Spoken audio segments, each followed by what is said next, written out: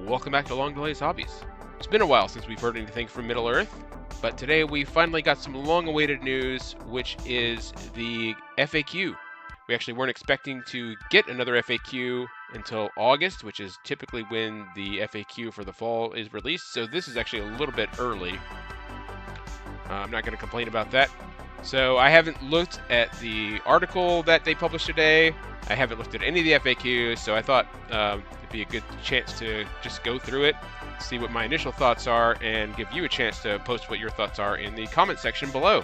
What my expectations are not really that high, as they usually are when it comes to FAQs for this game. The design team for Middle-earth doesn't tend to make big changes via FAQ. It's just not what they've done historically. But who knows? There is a different design team now in charge of this game, for those of you who aren't aware, so maybe they're changing things up. The one thing I would like to see is some changes to Gua here, because he's been kind of dominating list builds, and he is just really, frankly, not very fun to play against. I don't have Gua here, so I haven't been able to enjoy the dominance that he is inflicting upon just gameplay over the last, 18 months or so. But let's get into it.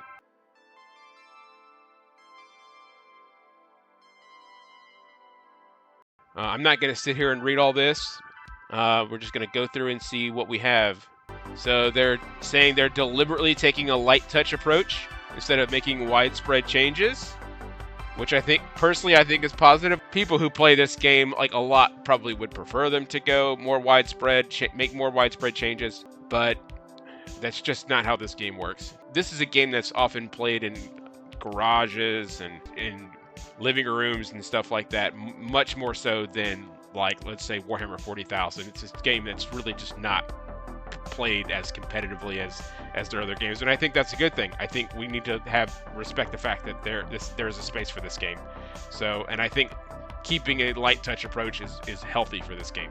So in the rules clarifications, they just kind of went through a few different questions that they've gone through and answered in the FAQs, like, is it possible to pass a banner to another model that's involved in the same combat? No, you can't do that. Can a monster make a brutal power attack if it can't strike what it's in combat with? Also, no. There are some niche cases where that might actually come up, but how many heavy objects can a monster carry?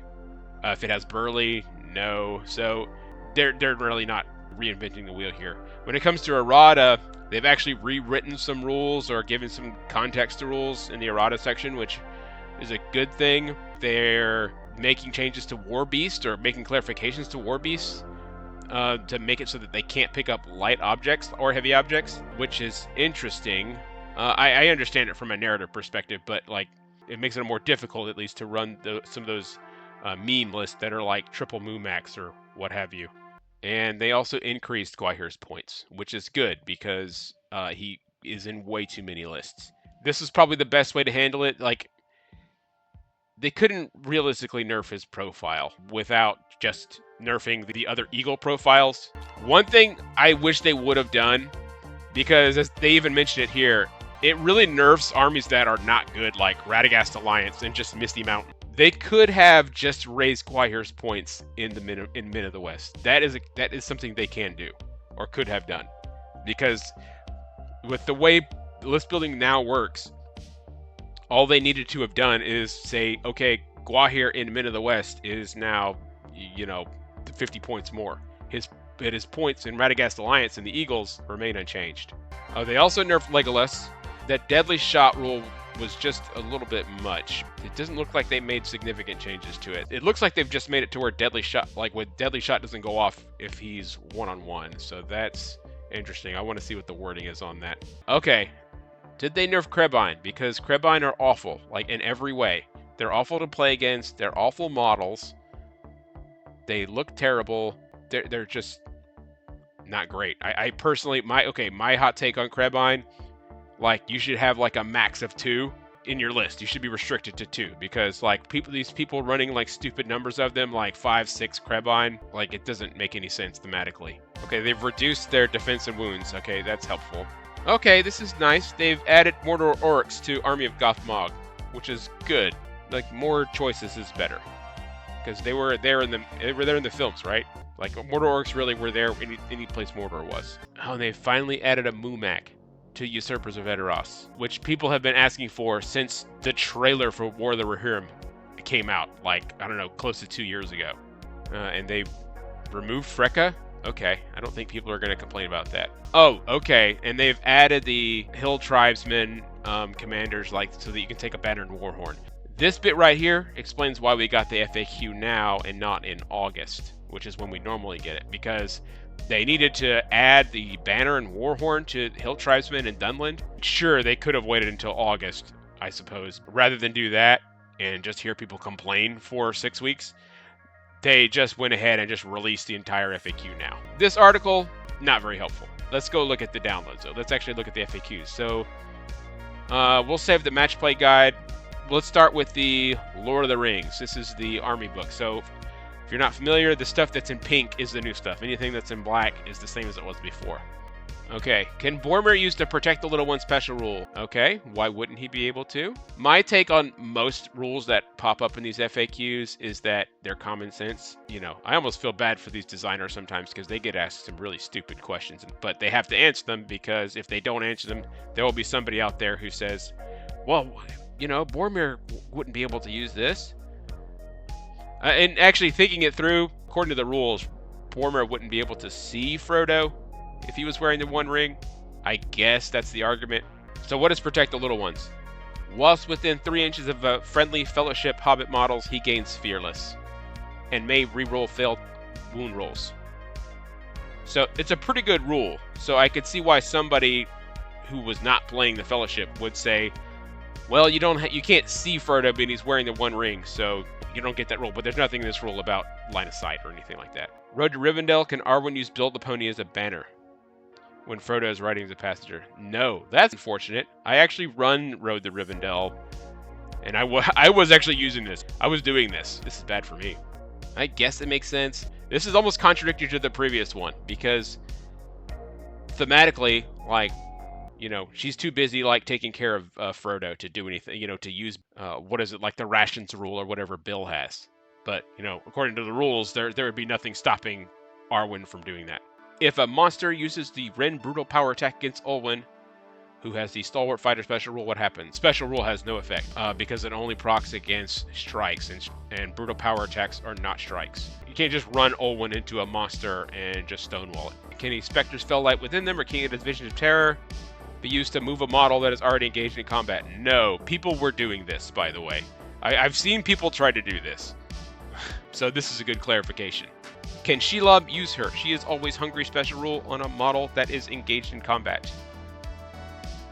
Yes? It's a lot of yes, no, which I think is good. If you add any context, people will try to read into the context and just create more questions. Can Shagrat uses hands off the shiny shirt, that's mine? Okay, what does that rule say? Hands off the shiny shirt, that's mine. During a scenario that involves picking up and carrying objectives, during his move, Shagrat can choose a friendly model with the 3, carry an objective, and take an intelligence test to pass. He gives it possession of the objective. So he can do that even if it's engaged in combat. And he can also use that rule even after doing a heroic combat. I mean, to me, this part, like, makes sense. This shouldn't really even be a question. But there you go. If you had that question, now it's answered. Grima Wormtongue, everyone's favorite model. If he's forced to charge because of a magical power special while benefiting from Traitor Within, is he revealed? Yes. One of the challenges people have when playing against Grima is just trying to get him to reveal himself so you can kill him. So now we have another way of getting him to be revealed, is forcing him to charge.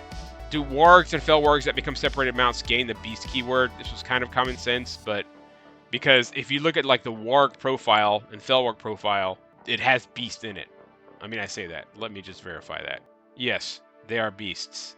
Again, that's one of those things that probably didn't need to be clarified. This is interesting, actually. I mean, a little bit interesting, because it's saying this is a slight nerf to Summon Gale in Army of the White Hand, because the rule says that you have movement values.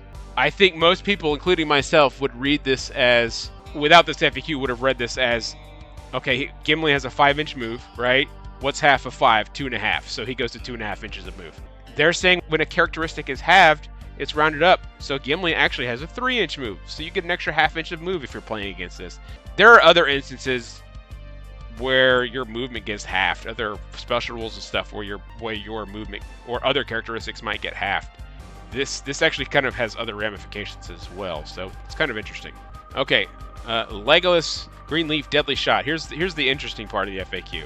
First of all, let's see what Deadly Shot says now. So Deadly Shot currently says that Legolas can make 3 shooting attacks instead of 1. He can still shoot while engaged in combat, does not suffer the -1 penalty as long as he has the infantry keyword. He can also shoot models he is engaged in combat with, requiring no in the way tests. That's what the current wording is. Okay, so they're saying replace the second and the third sentences. All right? He may still make shooting attacks while he is engaged in combat if there are no other friendly models engaged in the same combat. So you can't just put in Legolas and like another guy with him as a failsafe in case Legolas' shooting attacks don't work. If Legolas shoots whilst he is engaged in combat, he may shoot at the enemy models he is engaged in combat with. He can only do this now if he's the only one that's engaged in combat, and does not need to make in-the-way tests for shooting at the models he is engaged in combat with. They've changed this last bit because previously this was ambiguous. You could argue that the wording before kind of implies, or could be read as saying, he just requires no in-the-way tests, ever. As long as he's in combat and shooting, he just doesn't require in-the-way tests, full stop. The current wording, I don't think that was the intention, by the way, but you could certainly argue that. The current wording is very clear. It says he does not make in-the-way tests for shooting at models he is engaged in combat with. He still has to take in-the-way tests if he's shooting out of combat. You can't take Legolas, shoot him out of combat at some other random guy across the board, and then say, well, I don't need to take in-the-way tests because I'm shooting with Legolas. You can't do that anymore. So it's now a viable strategy, actually, to just go and charge Legolas and tie him up, and he'll kill the guy most likely that you charge him with, but he won't keep shooting your hero that's all the way across the board. So Gwahir has gone to 200 points. He was previously 150 points. I still think they should have only done this for Men of the West, maybe Battle of the Five Armies, but yeah, those are the armies where he is really strong. They should have left him alone in like the Eagles and Radagast Alliance, but you know, that's what they've done. Krebine are now D2 and 3 wounds. I think before they were defense 3 and 4 wounds. So that's really a lot better. You can actually probably wound them in shooting now, or at least you have a much better chance of wounding them shooting. Weapon options added for Wildmen and Hill Tribesmen. The Banner and Warhorn, this is kind of standard stuff. Interesting, you can take a Warhorn with Light Shield, though. We didn't see the Warhorn and Light Shield option on the preview, I don't believe. They've added quite a bit more options, more than I kind of expected. So they've added Mordor Orc Captains and Warriors with all the flavors. So Army of Gothmog to Legions of Mordor. You can now take a Mordor Orc Captain and all the Mordor Orcs to Legions of Mordor. Kind of shocking that Mordor Orcs were not in Legions of Mordor before. Black Gate, you can take Mordor Orcs. Army of the White Hand, you can, they've just added the options for Banner and Warhorn. Same thing with Usurpers of Edoras and Besiegers of the Hornburg, and that is it for the Lord of the Rings book. Let's take a look at the Hobbit, clarifying that the Sworn Protector Thorin rule applies to all the variants of Thorin. If Bear the Bear uses the Barge brutal power attack, does he have to charge if he is able? Yes, okay, yeah, of course he does. Just went back to somebody who was playing a Dol Guldur trying to be cheeky. After successfully trampling a Nazgul, does a Warbeast continue to trample, or stop at the Unholy Resurrection marker? The rules say that the Nazgul would not be removed as a casualty.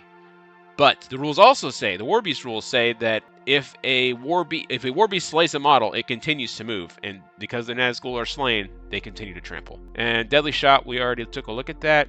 Same thing with with Gwahir, Thorin's Company. That's also unfortunate. Like, why would they change him in Thorin's Company? Thorin's Company is already really bad. Battle of Five Armies is not bad, so I'm okay with them changing it. Battle of Five Armies, but Radagast Alliance, I mean, come on, please. You're just ensuring that like a terrible army is already just doing really badly, even worse. Let's take a look at the Armies of Middle-earth FAQ. Okay, when are the Dwarven Mirrors in Khazad-dûm deployed in scenarios that do not have deployment zones before initial priority? Playing a scenario using the Dark of Night special rule, does a Dragon's Breathe Fire only gain +1 to wound against the initial target, or everyone, only the initial target? Other affected models are set ablaze. Yeah, that would be pretty bad if it was against everyone. What happens when a Dragon's Fire Breath hits a cavalry model? So I think some people may have been playing this as if it affected the entire model and not randomizing, which would be really, really bad for the cavalry player. The FAQ answered how I always understood it to be, which is you randomize it like a shooting attack. I can certainly see how there could be some confusion here. Does Brewer regain will from his Sorcerer's Adept special rule when using heroic channeling? There's got to be some tech here I'm not aware of. No, a hero that declares heroic channeling will count the result of their next casting test as a 6, not a natural 6. This bit here is pretty clearly spelled out in the heroic channeling rules, is that it is not a natural 6. I'm not sure what Sorcerer's Adept does. Oh, each time Brewer rolls one or more natural 6s.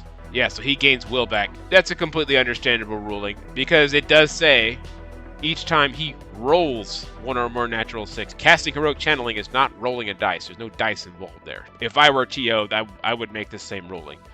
That's kind of one of the things I do too, is like, how would I rule this if I were a TO? And like 95% of the time, these FAQs come down the same way that I would if I were a TO. Prince Imrahil's points have gone down to 140. Imrahil was 160 before. Not a huge reduction. And if you take him with the Armored Horse, which you're going to, that's another 30 points. So he's with the Armored Horse, he's 170. So they've also allowed in Fords of Eisen to let you take 50% of your warriors with throwing spears, which is not really going to help you that much. If you're playing, Fords of Eisen is one of the worst armies right now. So, I mean, I guess it's better than nothing, right? They didn't talk about this on the article, but in Host of the Witch King, you can now take Angmar Orc Shamans. You can do the same thing in Shadows of Angmar. And they've added the Birder's Horde. And you can now take a Moria Goblin Drum in the Misty Mountains. Oh, finally. It was a very interesting omission that they did not include the Moria Goblin Drum in the Misty Mountains to begin with. In the depths of Moria, I should say. But it's finally back. And that you can also take an Urkai Shaman in Lurtz's Scouts and Ugluk Scouts. So you have a little bit of casting. I mean, Urkai Shaman is not really like, a cornerstone to those lists, but, it's good to have options, I like to say. So that's it for the 3 army books. Let's look at the core rules. If a model has a rule that means it must charge, are they forced to attempt jump, leap, climb, swim tests in order to meet necessary conditions of the rule? Are they required to spend might? That last part is kind of crazy. If I have a rule that says I have to charge, right? And the only way I can charge is to do a jump test or a swim test. Do I then have to do that jump test and then spend might to do the jump test? No. I have actually heard people argue, not the second part, but I have heard people argue that, well, you're required to charge, so you must make a jump test to charge. So this is a good clarification. They didn't discuss this. This is actually really big. Do wings, weapons, banners, and other war gear count as part of a model for the purpose of determining in the way test? I always said that they did not, but I've heard people say that in the way and line of sight are different.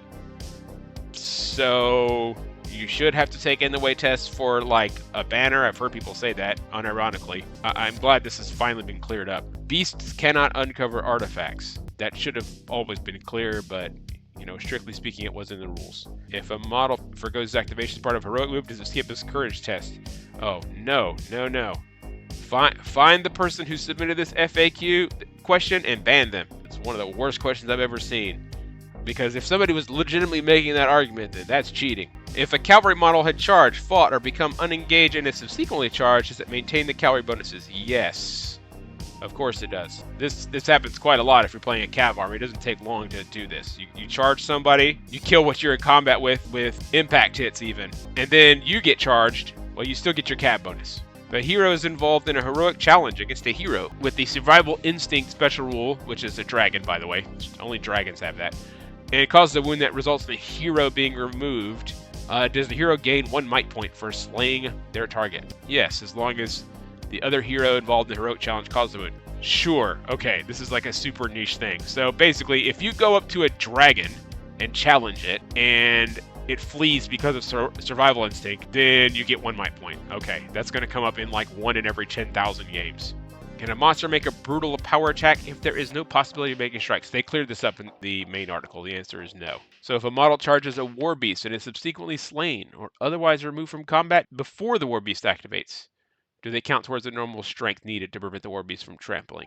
You have like a Mumak that's strength 8 and you have 3 guys in it, one of them gets killed, and so you only have like a total of strength 6 into it, it can still charge you. Can a banner pass to a model involved in the same combat? I have seen people argue this. No, stop doing that. If a model wearing the One Ring is moving as a part of a friendly hero model's heroic move and rolls a 1 or 2 for style runs move, they will move under the control of the opposing player's control. Do they still need to finish within 6 inches? No. Okay, yeah, that makes sense. Because, I mean, you have no control over it at that point. Can a model under the effects of paralyzed magical power pass on a banner when they are slain? Yes. Okay. If a monster with the Monstrous Charge special rule charges into combat and is knocked prone by the Sorcerer's Blast magical power, does it still increase its attacks? Yes. Do models with Monstrous Charge still knocked to the ground if they're using a brutal power attack? Yes. If a special rule says that all models in the army gain the Woodland Creature Mountain Dweller rule, does this apply to both the Mount and the Rider? Okay, interesting. Yes, it does. It makes kind of sense thematically. It would kind of be dumb if your cav didn't benefit, but it's still kind of interesting to like have a warg that's a mountain dweller. This is inevitably also going to spark questions, the same question we saw earlier. Okay, what happens when the mount gets separated? Does it still retain the mountain dweller special rule? Because people are dumb. How many heavy objects can a monster model or a model with the Burly special rule carry at a time? Only one. If a single model is within range of multiple objective markers, can it control more than one? Yes, this is quite interesting because this is not how I would have ruled this. This is one of the examples where I would say, no, you can only control one. In fact, I think the rules specifically said you can only control one. Well, the obvious example was Smaug, but there are like things like the Catapult Troll, which probably has a big enough base to control multiple objectives. I mean, this is a buff to Smaug, obviously, in the Catapult Troll. So you can control like 2 or 3 objectives at one time if you can maneuver it right. And in those scenarios where you can place your own objectives, just place them all right next to each other and set the Catapult Troll on top. And then just throw everything out in front of the Catapult Troll and sit there for an hour. Sounds fun. Hurl. Change the first sentence in bullet point 4 to say the hurled model suffers 2 strength 6 hits. And if it was a cavalry model, that is knocked flying unless either the rider or the mount has a strength 6 or higher. This is not that common because not a lot of cav riders and mounts have strength 6. Radagast on Eagle, Witch King on Felbies. I can't think of too many more. There's probably some good heroes that have mounts that I'm not thinking of. But yeah, it's very rare. Like, it's actually not going to come up that much. Cave Dweller. Special rule may be used by models that are not yet on the battlefield. I guess this is if they're coming into the battlefield. Same thing with Fly. You know, that's a little bit of nitpicky to say if someone were trying to argue that you can't fly if you're not on the battlefield. Same thing with all these. They just added this. Carrying object. The war abuse cannot pick up light or heavy objects. I don't know how I feel about this. I feel like they should be able to at least pick up like a light object, right?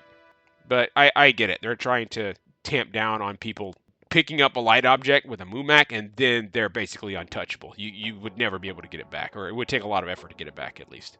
That's it for the core rules. Now for the least fun part, which is the match play guide, aka the Rule Lawyer's Manual.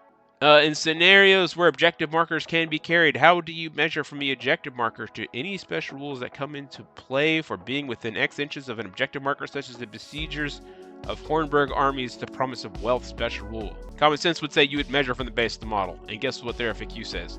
Measure from the base of the model.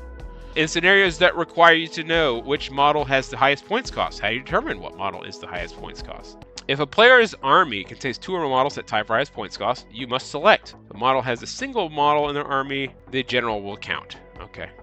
Again, both of these go back to what would I do if I were the TO? I would make these rulings right here. Will a mount with the hero keyword that has been slain give up victory points in scenarios that award victory points? No. I'm almost certain that they ruled this the other way in the last edition. There are only, as far as I know, there's only 2 heroes that are mounts. One of them is Shadowfax, and the other is the White Warg, Azog's mount. I'd have to go back, but I'm pretty sure they ruled this the opposite way. But now they're saying no. In the Reconnoiter scenario, does a mount with the hero keyword count towards the number of hero models? Okay, that makes sense. This is kind of going along with the last thing I said. Okay, in a Reconnoiter scenario, what happens if all the models in my army gain the dominant X special rule, but some of my models already left the battlefield? With those who have it already left, gain the dominant X special field too. Okay, once a model has left the battlefield, it would no longer be affected by the new rules. There is one specific scenario, like army rule, where you can get dominant after, like during the middle of the game, basically, you can get dominant. That's specifically what they're talking about. Let's just say, for argument's sake, that your army has like 20 dudes in it. 5 of them have left the board. Broken. Actually, 11 of them die, so you're broken. So you've got 4 dudes left on the table. Those 4 guys gain dominant. The 5 who have left the table, they do not gain dominant because they're not on the table anymore. All right, is that as clear as mud? Because that's as clear as mud to me. Can it mount with the hero? Keyword, be nominated in scenarios. No. Makes sense, because that was really annoying when people would nominate like Shadowfax as their hero in Assassination. In scenarios where the amount of victory points varies depending on the model's position, what happens if a model would meet the conditions for multiple scoring conditions, for example, and seize the prize? If a model holding treasure is in between both halves of the board, how many VPs does it score? You always score the most points you are eligible for. That makes sense. Using seize the prize, if a model was holding an objective marker and their base was overlapping both your and your opponent's half, they're within your opponent's half of the board, meaning you would score 3 victory points rather than 2 victory points. This is actually a different ruling than what they did in the last edition. So once again, this is evidence that we have a new designer who is running the show.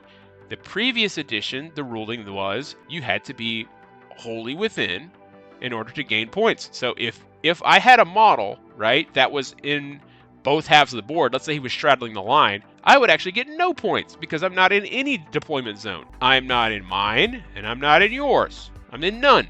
I'm in no board halves. In order to get any points, I would have to either be wholly in mine or wholly in yours. Now, that's kind of like how it used to be in Age of Sigmar. And I think 40K has kind of gone that way too. I don't play 40K or follow it that much. I previously played a lot of Age of Sigmar, and they were really into like the wholly within just because it makes things a lot more clear.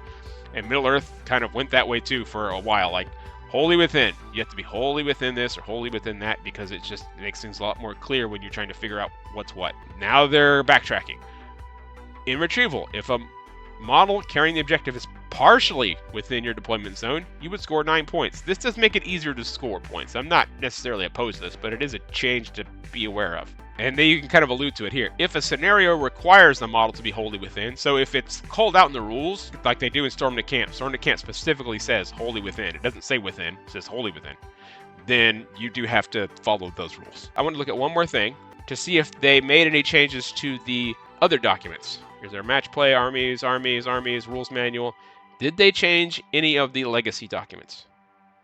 No. Last updated June 2025, July 2025. Part of me was hoping that they would actually add FAQs to some of those supplements that they recently released, because there were actually, believe it or not, a few questions about those scenarios that have cropped up.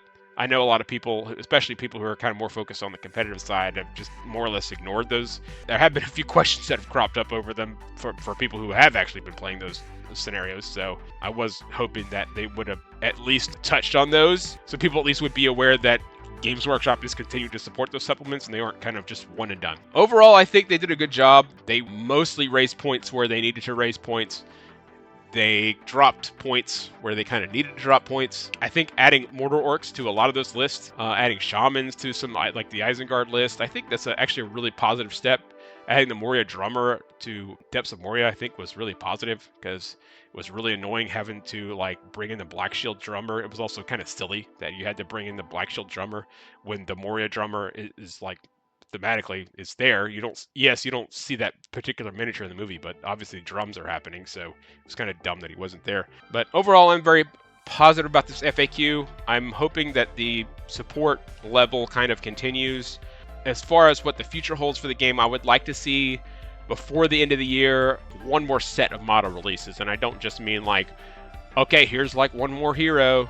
Okay, I would like to see like another like troop refresh that isn't Rohan. Okay, can we have that? Can we see some model line support for something other than Rohan? I mean, the new Rohan stuff is great, don't get me wrong, but can we get something that's not Rohan, please? At this point, I will take anything. Isengard would be good. Minas Tirith. Just refresh anything other than Rohan so that we know that the other factions are getting looked at. That's kind of my wish list for 2026 for Middle-earth. I think Isengard is probably the most likely, because I think they are the most popular evil faction, and they are, of course, a good pair against Rohan. You could do like a versus box where you have all the new Rohan and then refreshed Isengard.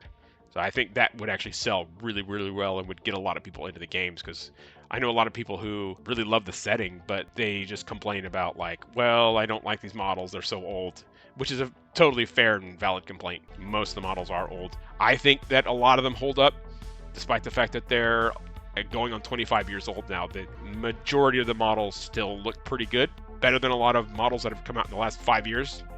But again, that's personal preference. So if you don't like the models, you don't like the models. There's nothing really that you can say about that. What did you think about the FAQ? Was there anything in the FAQ and the designer's commentary that you didn't really care for? You thought maybe they went a different direction than that you thought they would? Was there anything you thought was missing? Was there anything that you really liked? Anything that affects your army, the one that you play? You're gonna have to rebuild your list now? Or are you one of those people who was running Gua here and is now gonna have to drop some stuff out of your list? Let me know down in the comment sections below. Don't forget to like and subscribe. Don't forget to have a great day. Take care.